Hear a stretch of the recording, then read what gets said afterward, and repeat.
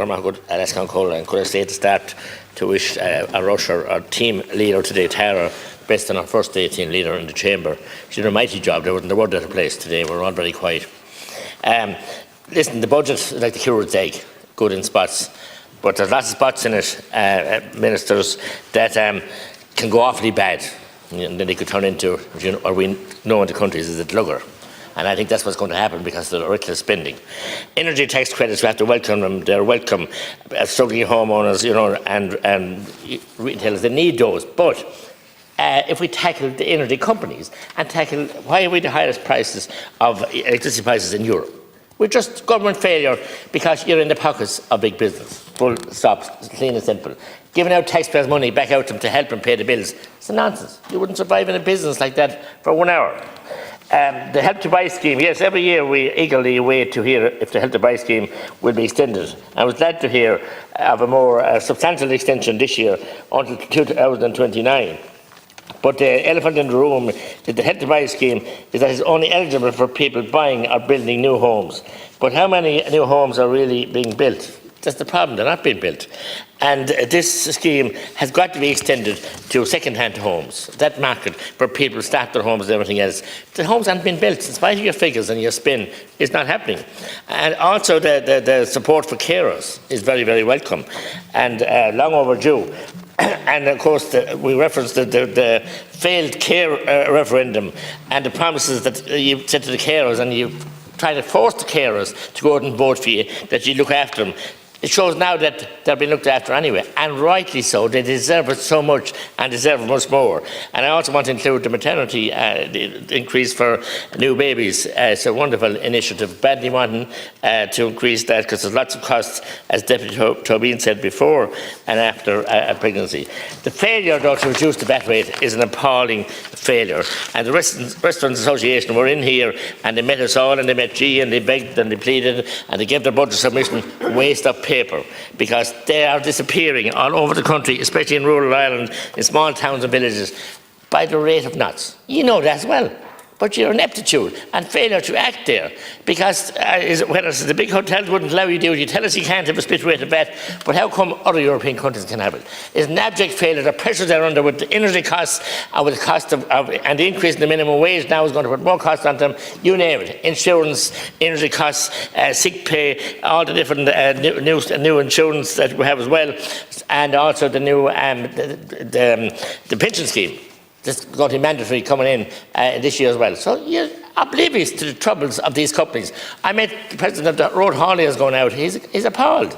Nothing for them at all in the bill. Not one bit of initiative, and only putting on carbon tax, adding up to the price of fuel again for them. A troubled industry that we can't do without, because they move every bit of product that we produce out of this country, through the country and abroad. And they got sweet, you know what. It's so unfair. As I said, also the scheme there, where you have this €400 payment for businesses, and he called it Power Up. My God, €400, it did power up much. A bit insensitive, I said, when so many businesses are struggling to keep the power on. And you have the insensitivity. Whoever writes these speeches for you, Power Up. €70 a week is going to amount, €77 a week, I correct myself. That'll power up a lot, wouldn't it, in this day and age? And you have the audacity. That's the kind of a bubble you're in. Such a false sense of security you're in, that you can buy the boats and buy the people. As I said, it's for under 30,000 in rates. I have a hotel in my own South Tipperary who the VAT was last year was 30,200, and they were denied the scheme. In actual fact, they got the scheme and they applied for it and they had to pay it back. And the same this year, it's not been increased either. So it's so unfair. There's not a sliding scale. Just got €200 over the threshold, they'll get nothing of the 5,000 that was given, or 5,000 this year and 4,000 last year. So you have to be able to tweak these schemes. As I said, the whole situation regarding the housing and no initiatives for housing. I mean, it's a shocking situation. You had flying kites a couple of weeks ago, Minister Richmond, about putting on a massive stamp duty on the people from abroad.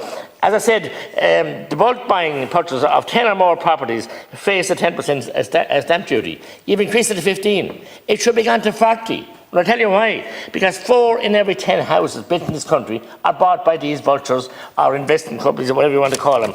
That has increased since you came into power by 223%. Whereas that 4 in every 10 homes being bought by these investment companies. How can the ordinary people get a home?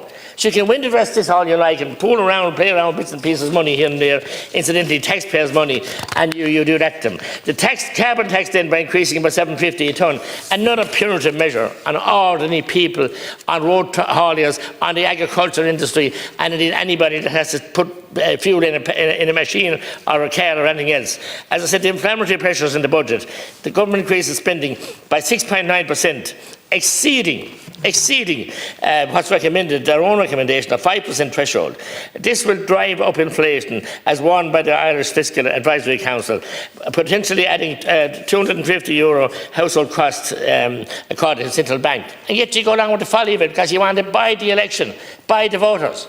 But I do hope that the voters out there will see through ye, and it's not going to be so foolish. I remember 77 elections was bought, and other elections were bought, and we paid dearly for them. And also the challenges to the SMEs. They're enormous, Minister, enormous. You just don't seem to get it. Across the board, you bring in regulation after regulation after regulation and make it more cumbersome. If you have 6 or 7 employees now, you certainly would need one secretarial assistant to deal with all the regulation.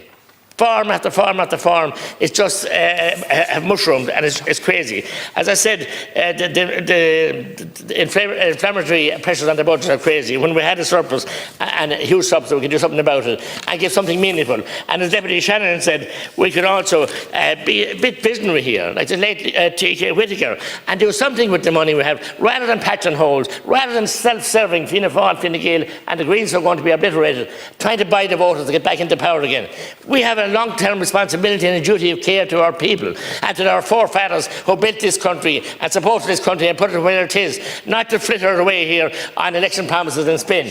You have more spin doctors now than you have anything else, and the overruns, and you can't build anything. Any project can't be done by the OPW schemes or by any of your procurement companies. There's massive overruns, can't do anything. But the enablers, the self-employed people who want to do it, won't be left to do it.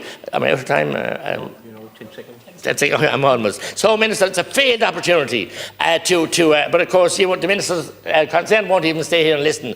And I thought today it was the height of ignorance to everybody fled to the chamber when the Fine Gael, in Sinn Féin were given their time. Thank you.